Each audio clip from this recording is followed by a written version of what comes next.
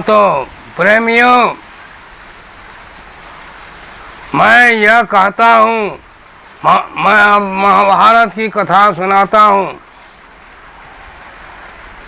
सुनिए, जगत में सबसे धर्म प्रधान, सबसे धर्म प्रधान,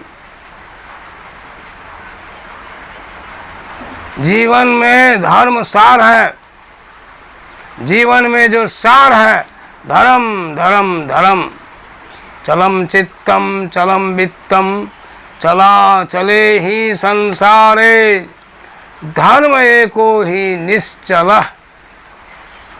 संसार की सभी वस्तुएं नश्वर हैं, अर्थात नाशवान है, किंतु धर्म अटल है। धर्म का नाश कभी नहीं होता है और धर्म सदा मनुष्य की साथ देता है। मनुष्य का सदा धर्म साथ देता है। मरणोपरांत भी धर्म मनुष्य का साथ नहीं छोड़ता है। इसीलिए ये जो पांचों पांडव थे, धर्मानुयायी थे, सदा धर्म आचरण करते थे। इसीलिए प्रभु साकेत बिहारी अप्रत्यक्ष रूप से सदा उनकी सहायता करते थे। कीचक वध तो हो गया और कीचक के 99 भाई भी मारे गए भीम के द्वारा। अब तो सभी द्रौपदी से भयभीत होने लगे।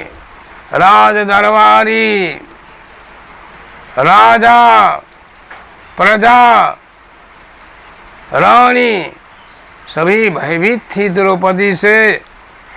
तो द्रौपदी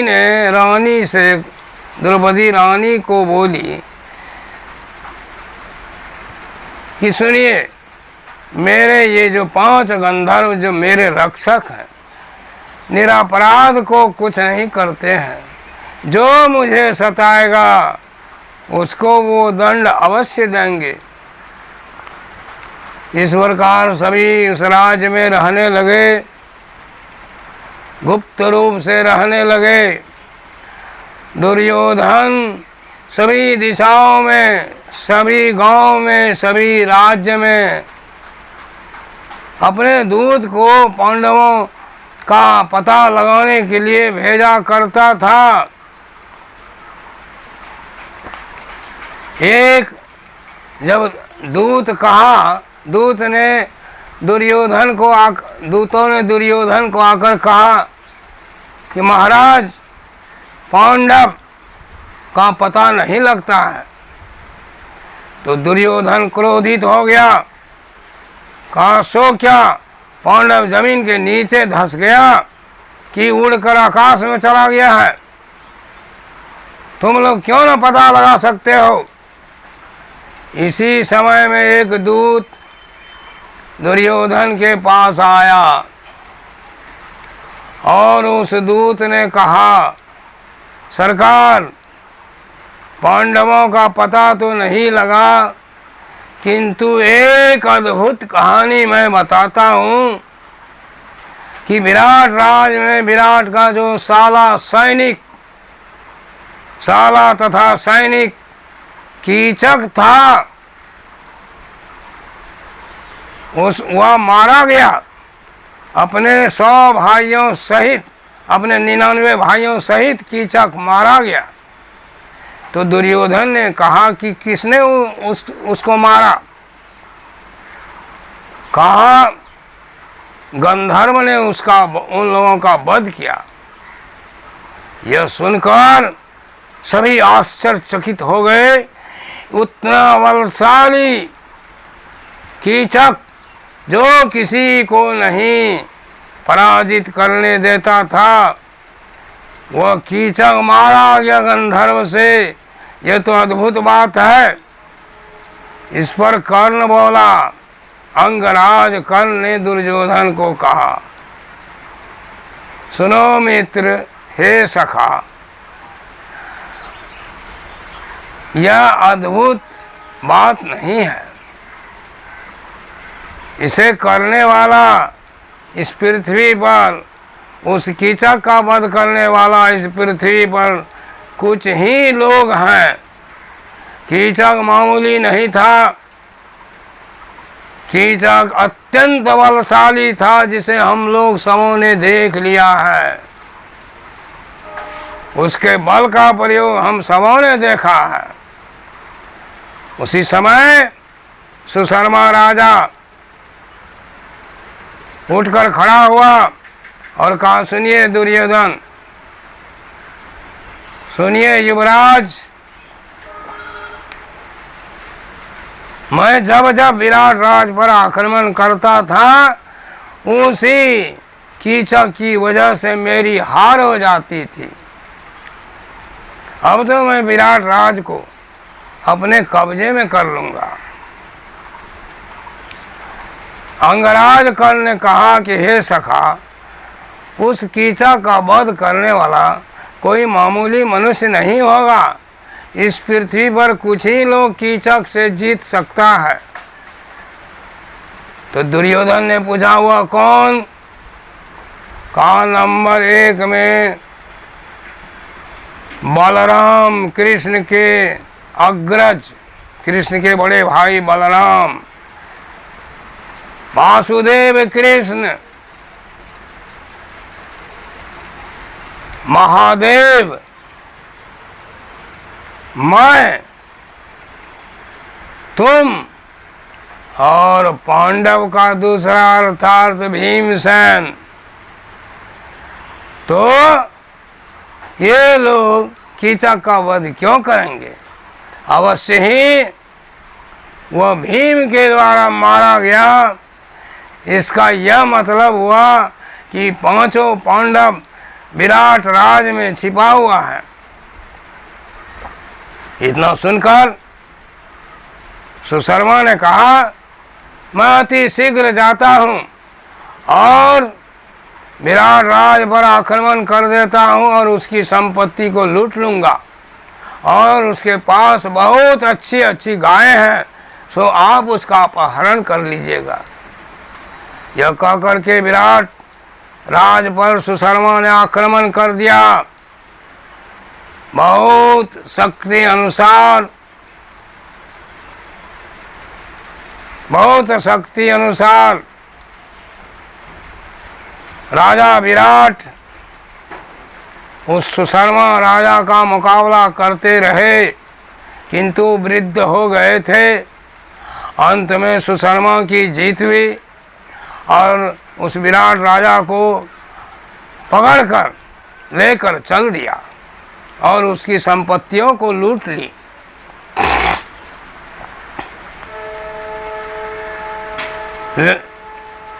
जाते जाते जब रास्ते में रात हो गई तो सैनिकों ने कहा, सरकार, एक दो लड़ते लड़ते मैं लोग लड़ते लड़ते हम लोग परेशान हो गए हैं। लड़ते लड़ते इसमें से मैं ही नहीं बल्कि सभी परेशान हो गए हैं। इसलिए रात्रि भर इसी नदी के किनारे, इसी तमसा नदी के किनारे पड़ाव किया जाए और रात भर आराम किया जाए। सुबह होते ही सभी चल पड़ेंगे। सुशर्मा ने उन लोगों की बात मान ली। उसके बाद सुशर्मा ने उस विराट राजा को एक खंबे में बांध दिया और कहा, बोलो सैनिकों, इसके साथ कैसा व्यवहार करें? कोई कहे कि महाराज, यह आपका दुश्मन है, इसका सिरे उड़ा दीजिए।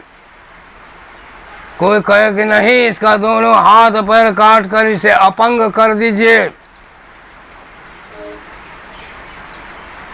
इस तरह से बातें चल रही थी। इसी बीच कंक अर्थात युधिष्ठिर ने भीम से कहा, भीम, तुम्हारे कारण यह राजा आज बेसहारा हो गया और उसकी दुर्गति हो रही है।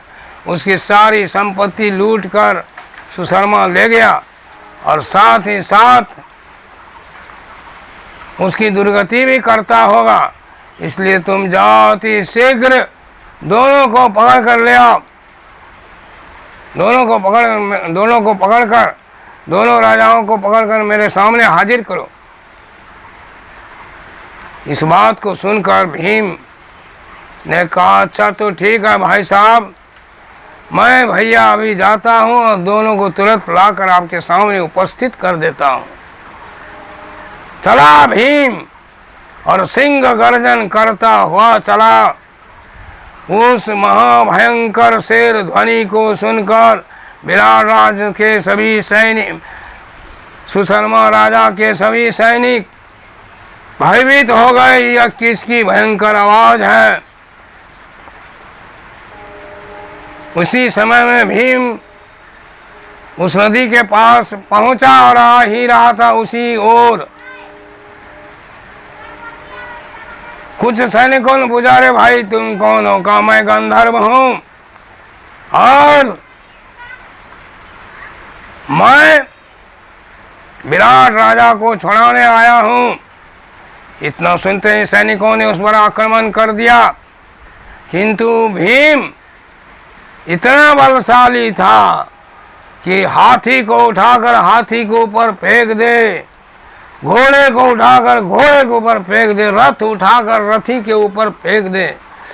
इस प्रकार से हाथ से, घूंसे से, मुंड से पकड़कर रगड़ रगड़ करके भी बहुत सैनिकों को मारने लगा और कहा, कहाँ दुर्योधन, कहाँ कर्ण, कहाँ दुशासन, मैं सबका वध करूंगा आज।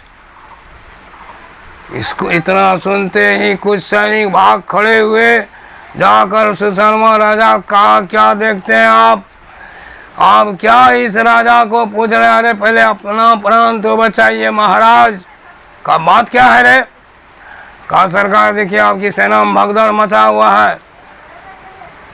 जिस गंधर्व ने कीचक का वध किया वही गंधर्व आ गया आपको पकड़ने के लिए और वो खोज रहा है दुर्योधन कहाँ है, दुशासन कहाँ, कर्ण कहाँ, सबका मैं आज वध करूंगा और साथ साथ सुशर्मा का भी वध करूंगा और विराट राजा को छुड़ा कर ले जाऊंगा। इतना सुनते ही विराट को खोलकर सुशर्मा लेकर तेजी से भागा, किंतु भीम की दौड़ के सामने वह नहीं भाग सका। भीमसेन ने उसके रथ को पकड़ लिया और टस से मस न होने दिया। उसके बाद दोनों के बाल को पकड़कर दोनों हाथों से और दौड़ते हुए उन्हें लटकाते हुए युधिष्ठिर के पास जाकर फेंक दिया। विराट राजा तो बेहोश हो गए और सुशर्मा भी बेहोश हो गया। जब दोनों को होश हुआ तो विराट ने कहा, हे कंक, गंधर्व से मेरी रक्षा करो। कहा, सुनिए महाराज, आपको डरने की कोई जरूरत नहीं। गंधर्व को यदि मारना रहता तो आपको वहीं पर मार देता। गंधर्व आपका रक्षक है, किंतु इस सुशर्मा को अगर मैं आदेश दूं तो तुरंत इसका वध कर देगा। अब तो लगा सुशर्मा थर थर डर से कांपने और हाथ जोड़कर कहा, हे कंक मुनि, मुझे बचा लीजिए, किसी तरह से मेरे प्राण की रक्षा करें। युधिष्ठिर ने कहा, सुनो, तुमने इस राजा को अनाथ समझकर इसके राज्य पर आक्रमण कर इसकी सारी संपत्ति तुमने ले ली। पहले तो इसकी सारी संपत्ति वापस करो और यह वचन दो कि आज से तुम कभी भी विराट राज पर आक्रमण नहीं करेगा, तब तो मैं तुम्हें प्राण दान दे दूंगा। कच्चा सरकार, मुझे सहर्ष स्वीकार है। हाथ जोड़कर सुशर्मा कांपते हुए बोला। हाँ, तो इसके बाद राजा ने उस सुशर्मा राजा ने युधिष्ठिर का पैर पकड़ लिया। युधिष्ठिर ने कहा, जाओ क्षमा किया, अपने राज्य को लौट जाओ। और उस दुष्ट दुर्योधन कर्ण दुशासन को कह देना कि गंधर्व तुम्हें भी मारने के लिए आ रहा है। बस इतनी कथा मैं आज कहकर अपने प्रसंग को बंद करता हूँ। आप लोगों का सबों का कल्याण हो।